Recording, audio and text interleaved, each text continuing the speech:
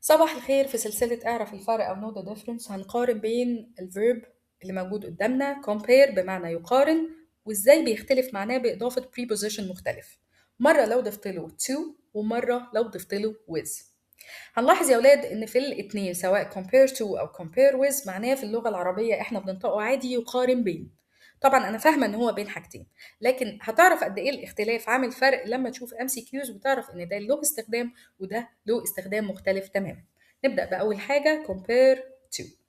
compare to يا أولاد هي مقارنة لكن بين حاجتين مختلفتين. يعني إيه حاجتين مختلفتين؟ يعني مش من نفس النوع. يعني كتاب وكراسة، باب وشباك. طيب إيه الهدف من المقارنة؟ الهدف إن أنا ألاقي وجه شبه فقط، تشابه بين الحاجتين. طيب ناخد مثال عشان نفهم. لما أقول life is often compared to a journey، غالبا ما تقارن الحياة برحلة، بنقول الحياة رحلة. طيب أتأكد إزاي إن اختياري ل compare to هو اختيار صح؟ أول حاجة بعملها بشوف المقارنة بين الحاجتين اللي موجودين عندي. لو هما حاجتين مختلفتين أو مش من نفس النوع بتأكد إن هي compare to، ففعلا بلاقي life و journey اسمين مختلفين تماما، وبالتالي compare to صح. طيب إيه اللي بفهمه من سياق الجملة دي؟ بفهمه إنه أنا عايزة أجيب وجه شبه بين الاتنين. إيه هو ممكن يكون وجه الشبه؟ ممكن يكون مثلا إنك في الحياة بتشوف مواقف وفي الرحلة بتعدي بمواقف كتير، ده وجه الشبه. تمام كده؟ طيب لو أخدت مثال تاني وقلت the baby is compared to an angel، يقارن الطفل بالملاك. ببص على الاسمين اللي موجودين في الجملة baby وangel، نوعين مختلفين، يبقى أنا اتأكدت إن هي compare to. وبفهم من سياق الجملة إنه أنا عايزة أجيب وجه شبه بين الاتنين، يعني بقول مثلا الطفل نايم زي الملاك في هدوءه مثلا. تمام كده؟ طيب ندخل على التانية اللي هي compare with، وهنا المقارنة بين حاجتين متشابهتين. يعني إيه متشابهتين؟ يعني من نفس النوع. طيب إيه الهدف المرة دي من المقارنة؟ الهدف إن أنا أجيب أوجه شبه واختلاف. يعني إيه؟ يعني كأني يا ولاد بعمل تحليل أو مقارنة، بقول الشيئين دول الحلو فيهم والوحش فيهم إيه، اللي شبه بعضه إيه والمختلف إيه، كأني بعمل مقارنة. طيب ناخد مثال على الكلام ده لما أقول compare this phone with that one، قارن التليفون ده بده. طيب هلاقي حد قال لي انتي قلتي بصي على two nouns اللي موجودين في الجملة، ففي this one with that one أو this phone with that one، الاسمين مش زي بعض. هقول لك في compare دايما افهم من سياق الجملة مش اللي عينيك شايفاه.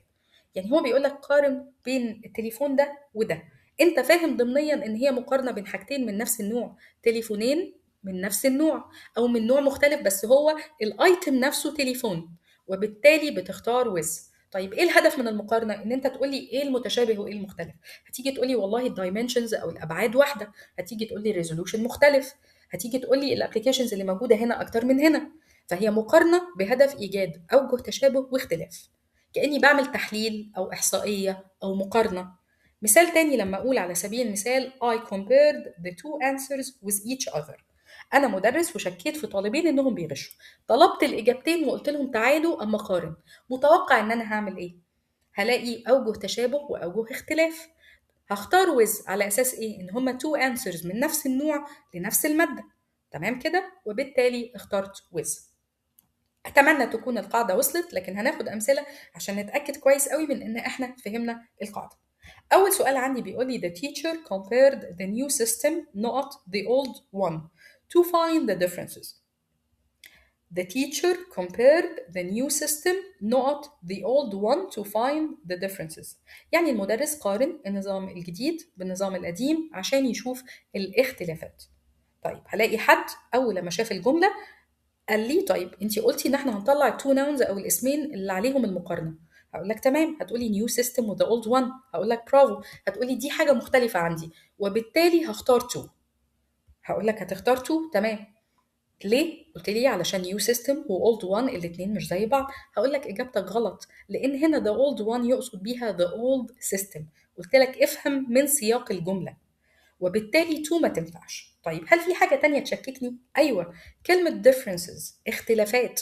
تو ما بتختارش اختلافات ابدا، تو بتختار دايما تشابه، وبالتالي الاجابه بتكون with. ليه اخترنا with؟ لان معنى الجمله المدرس قارن النظام القديم بالنظام الجديد. ليه؟ عشان يشوف اختلافات، حاجة من نفس النوع ودور فيها لقينا اختلافات. to ما بتختارش غير تشابه فقط. مثال تاني لما نقول the poet compared her smile not the sun. The poet أو الشاعر compared her smile not the sun. الشاعر قارن ضحكتها بالشمس.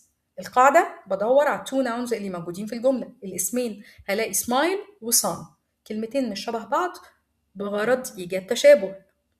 مظبوط كده؟